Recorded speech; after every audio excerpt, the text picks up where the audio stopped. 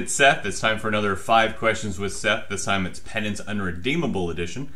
So with that, let's dive in. So Penance Unredeemable, it's the follow-up to the FBI thriller Penance. And in Penance Unredeemable, we continue to follow FBI agent Alex Penance on his journey to his own personal redemption, trying to mature himself a little bit, both morally, spiritually, what have you, as he continues to chase after the remnants of the Las Piratas cartel.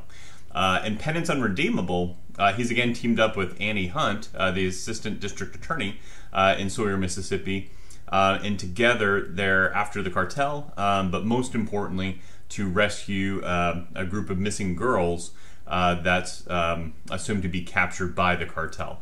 As they go through the story, the closer they get to capturing the cartel, the closer they get to rescuing these girls, the more horrific the scenes become. So Annie and Alex, Agent Penance, know that the race is on. Time is running out for these girls. They're going to disappear one way or another. So that's the setup for the story of Penance Unredeemable. I won't give too much away because there's a little bit in the Q&A that will help tease more of this out. How does Penance Unredeemable connect to the first Penance? So it's always a good question. As I alluded to, there's the continuation of Penance's own journey. It's his self-experience, self-awareness, spiritual and emotional maturity in Penance Unredeemable that continues after the first novel. So he gets to continue to grow, continue to have some challenges as well, which can be a lot of fun for, hopefully, the reader. It was fun to write. And then the storyline. We pick up where Penance left off, where the main part of the cartel was annihilated in first Penance, but there were still a few missing links out there. And unfortunately, these girls are part of those missing links. Annie and Agent Penance are set out to resolve that. What inspired the direction of the series? Sometimes characters and storylines kind of take on a life of their own, and we as writers are just victims to follow it. That's very much the case here in Penance Unredeemable. There were both things in Penance's personal life and Penance's story arc of development, and in the storyline with the cartel that weren't quite finished yet.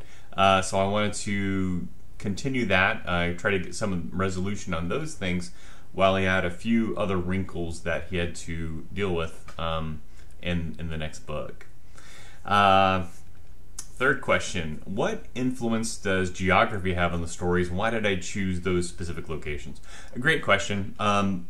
Sawyer, Mississippi is a fictitious town, but I drew on a lot of what I knew about my travels in the South.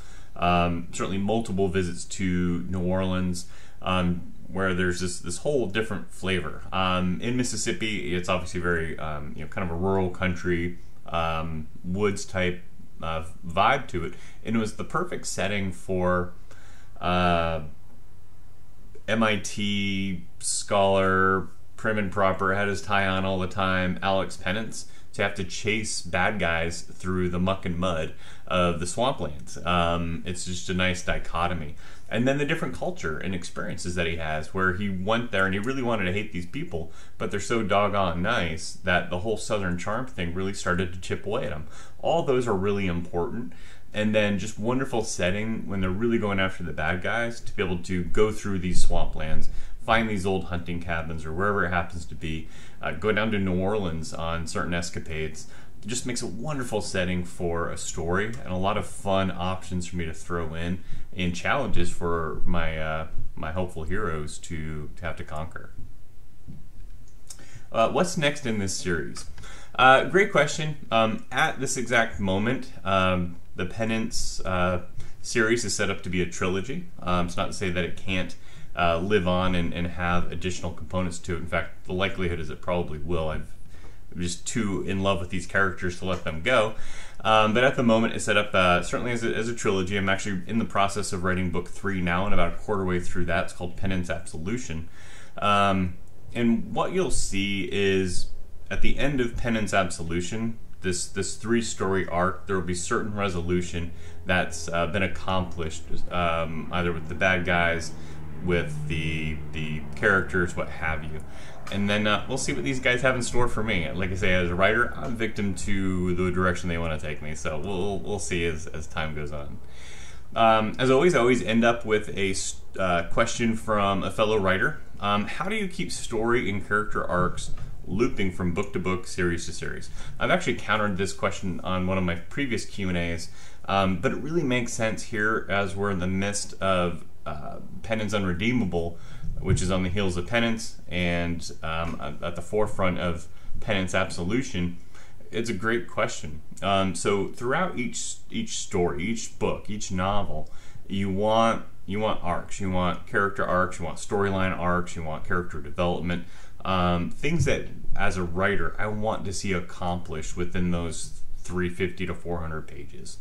As you string books together, you want some additional growth.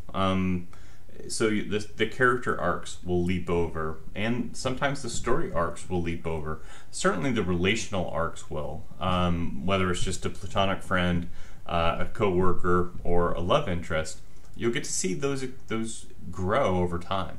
And when it comes to the personal challenges, which is really what Penance is all about, it's that personal redemption and growth, it's rarely revolutionary in somebody. It's always evolutionary. So we get to see those little revolutionary snippets in book to book, but we get to see that larger evolutionary growth that Agent Penance gets to enjoy, and ultimately some bad guys put away at the same time. Well, that's it for 5 Questions with Seth, the Penance Unredeemable edition. I look forward to the next ones coming out. There's actually a couple out this year, so I look forward to giving those. And hope you enjoyed the first Penance. I hope you enjoy Penance Unredeemable. I know I'm certainly enjoying finishing Penance Absolution, and look forward to getting that out to you next year. We'll talk to you soon. See you guys.